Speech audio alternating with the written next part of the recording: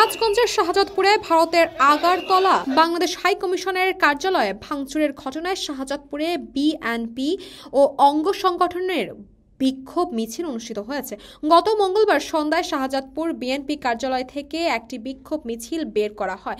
বিক্ষোভ মিছিলটি শাহজাদপুর পৌরসভার মনিরামপুর বাজারের বিভিন্ন সড়ক প্রদক্ষিণ করেন।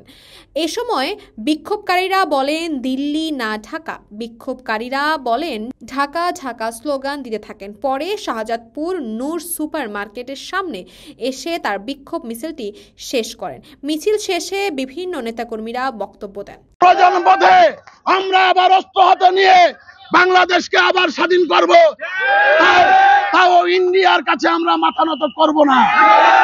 ওই শেখ হাসিনা ভারত থেকে মাঝে মধ্যে চক্রান্ত করে আমাদের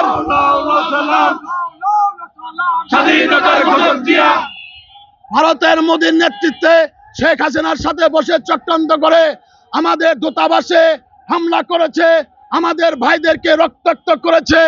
আমরা আজকে পরিষ্কার ভাষায় বলে দিতে চাই, বাংলাদেশের মানুষ যুদ্ধ করা জানে। তোমাদের ওই সকল চোখ রাঙানো চলবে না, চলবে না, চলবে না।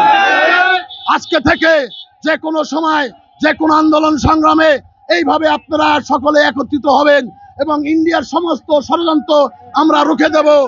রাষ্ট্রের উপর আঘাত আসলে বাংলাদেশে বসবাসরত যারা ইসকনের সদস্য আছেন, যারা উগ্রবাদী হিন্দু রাজনীতি বিশ্বাস করেন, তাদের উদ্দেশ্যে সাবধান বাণী বলে দিচ্ছি, আপনারা কেউ এই বাংলাদেশে বাস করতে পারবেন না।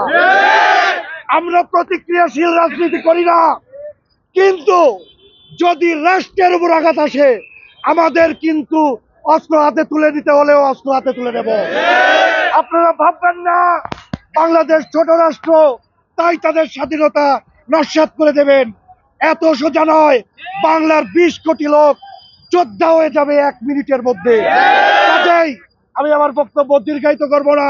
উপস্থিত সবাইকে তাৎক্ষণিক এই বিক্ষোভ মিছিলে অংশগ্রহণ করার জন্য সবাইকে ধন্যবাদ জানিয়ে আমার বক্তব্য